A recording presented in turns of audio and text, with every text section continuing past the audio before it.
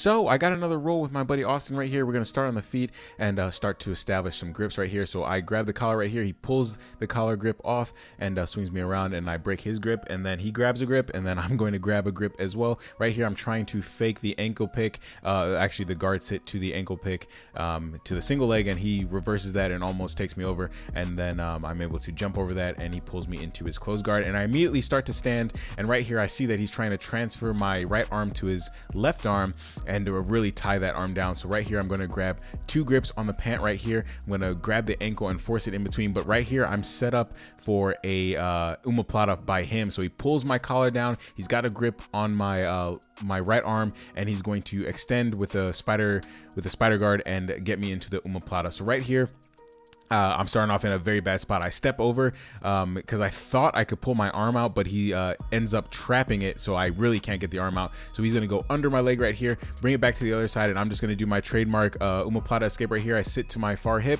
and come up, switch my hips, and I kind of drive into him and take him down. Now, ladies and gentlemen, if in the comments, can you let me know who scored points there? I know he had the advantage because of the submission attempt, but I don't know if I scored 2 points for the sweep. Let me know in the comments, because I'm still confused about that after watching this tape over and over again. So right here I'm just basically doing the leg staple pass that was made famous, or that is made famous by Taiyan Dalpra.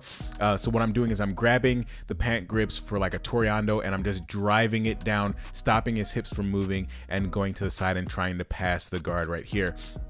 So he's doing a good job of keeping a grip on my arms, my sleeves actually, I should say, and I've got a grips on his pant legs. And what he's trying to do is trying to flip me over, and I know he's trying to do that, so I try to basically keep my weight centered. So right here I stand back up, and I still have the grips on the pants on, so I'm driving to one side and I drive to the other side, and right here he's going to snatch up my midsection, and I think he's trying to roll me, so I make sure to base with my foot and stop him from rolling me over. So again, I'm still grabbing those pant grips, but that leaves the collar open right here. And as you can see, I still have the pant grip, so I'm not really worried about that collar. I don't want to break the collar grip off and lose the pant grips and have him start setting up a guard, because right here I'm doing a very good job of keeping his legs from finding homes in my biceps or in my hips or something like that. So right here I kind of settle and trap that leg and settle into a half guard position, and what I want to do is snake my right arm under and start going for a half guard over under from the half guard position. So I grab the collar right here, and what I want to do is kind of like backstep pass. I do it right there, but he still has a very good guard retention, and he's able to kind of keep his guard, and then he inverts and starts going for a leg lock position. So I immediately figure four my legs, as you can see right here, because I know he wants to pull that leg isolated and start getting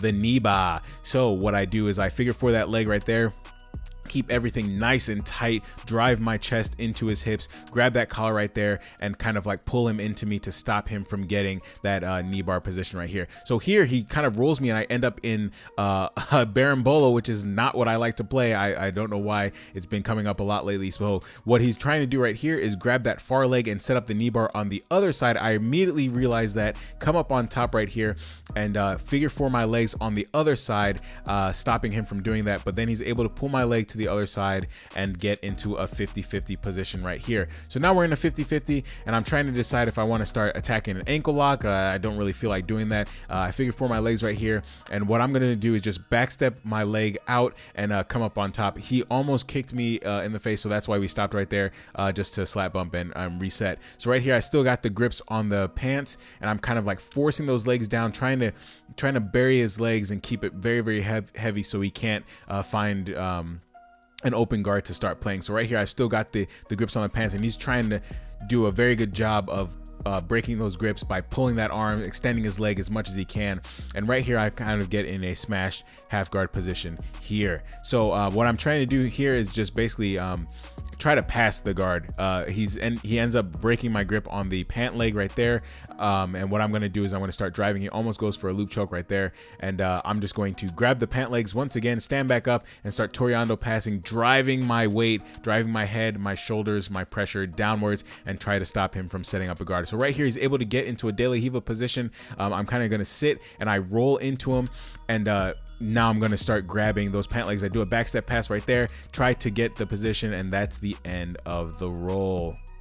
So, ladies and gentlemen, that is the end of the roll. Thank you guys for watching. A few of the takeaways: I made a major mistake in the beginning, getting caught in that omoplata by not moving my arm and allowing him to trap it on the other side and set up the omoplata from the open guard position. That's something I need to be aware of. Keep that arm nice and tight to my body, keep it anchored to my hip or my knee, and put pressure so I don't get set up in an omoplata. But I was able to work that omoplata escape that has been featured on a few of the videos on the channel.